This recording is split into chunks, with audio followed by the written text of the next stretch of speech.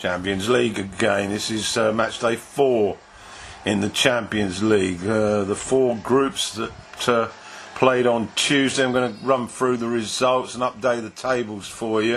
These were groups E to H. In E, Liverpool at home to Genk.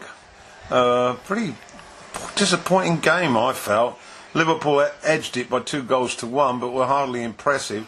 Great goal from Oxlade-Chamberlain, however.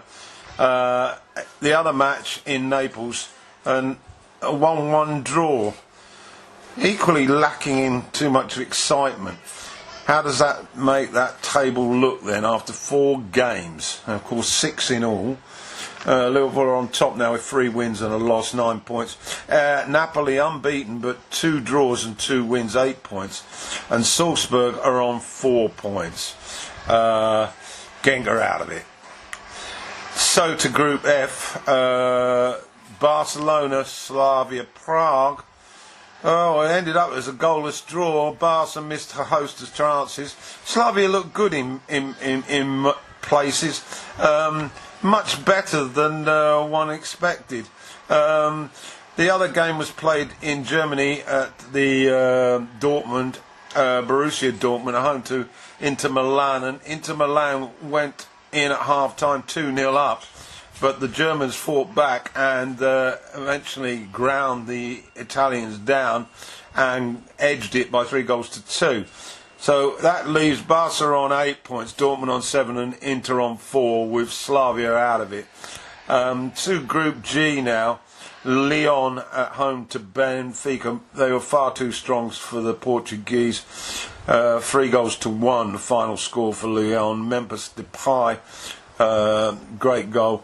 He was once a Manchester United player, was a complete flop at Old Trafford. He's not a flop now. The other game was in the Ukraine, Zenit against Leipzig, and Leipzig were far too strong, winning that game by 2-0. The table, Leipzig are on top with 3 wins and a loss, 9 points. Lyon are on 7 and Zenit 4. Benfica on 3. So to the final group for Tuesday's action anyway, was Group H. The Spanish side Valencia were hosts to Lille, and after going a goal behind they came storming back and finally won 4-1 in front of their Mestalla faithful. But the match of the round was definitely at Stamford Bridge. Chelsea at home to Ajax, and remember Chelsea won the game in Amsterdam. This was an absolute thriller. Chelsea were 4-1 down at one stage, but then Ajax had 2 players sent off in the same incident.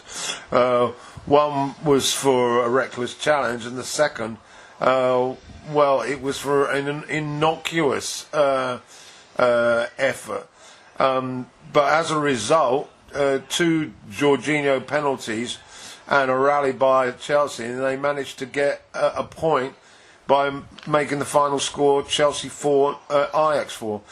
Now that leaves this great group in a tantalising state, because Ajax, Chelsea and Valencia are all on 7 points. Lille are out of it.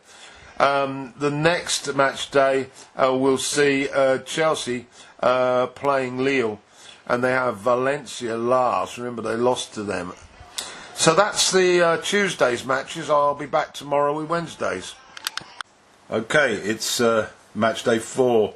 Wednesday's fixtures in the Champions League. This is a roundup of all 8 matches that were played last night. Groups A to D. Okay, let's start off with Group A. Real Madrid were at home to Galatasaray. Eden Hazard still looking for his first goal. It didn't matter that much because they had a new star on show, Rodrigo, who bagged a hat-trick. They demolished the Turks by 6-0. Over in Paris, though, it was a slightly different story. Mbappe was back in from the start for PSG. the Uruguayan Cavani was on the bench, still no Neymar, of course, and they struggled to break down the Bruges defence. Finally got over the line by 1-0. That leaves the table pretty clear cut, really. PSG have got 4 wins from 4, 12 points. Real Madrid, 2 wins, a draw and a defeat, 7 points. A miracle to stop those two from qualifying for the last 16. So to Group B now. Bayern Munich were at home to Olympiacos. Olympiacos have got dreadful away form in Champions League, and it continued. Although they were quite stubborn in the first half, eventually they capitulated to 2 goals in the second half. Comfortable win for Bayern, 2-0.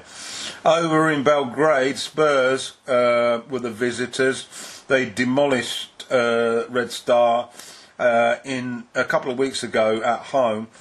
And they did the same over in Belgrade, with Son getting 2 goals. So he's obviously got over that issue with Gomez at the weekend.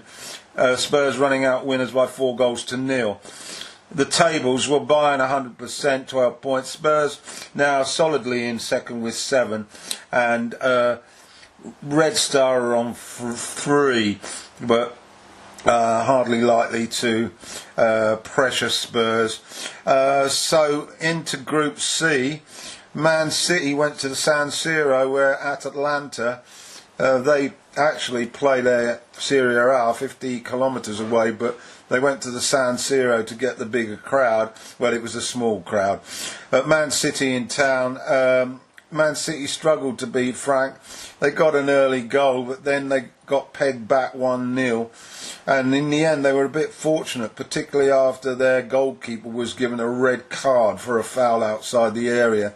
And Kyle Walker stepped in because there was no keeper on the bench. Ended up 1-1. Over in Zagreb, Shakhtar were the visitors. Probably the best match of the round.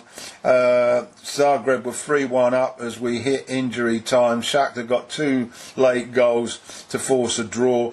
Both sides ended with 10 men. That left the table. Man City dropped their first points, of course, so they were on 10. Shakhtar and Zagreb are fighting for the second place. They're both on 5.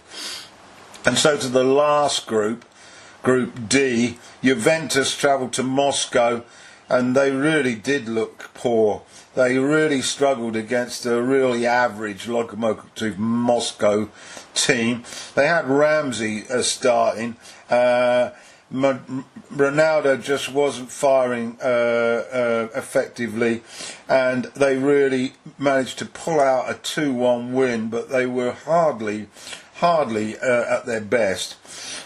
The other match in Germany was Leverkusen at home to Atletico, and the Germans looked good value for 2-0 at half time. They conceded the late goal, but they thoroughly deserved their first win.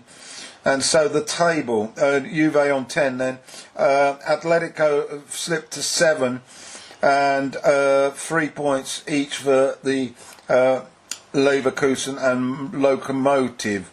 It still looks odds on, Juve and Atletico. So that concludes the match day 4 in the Champions League. You've had all 8 groups now, all 16 matches, and that's your lot.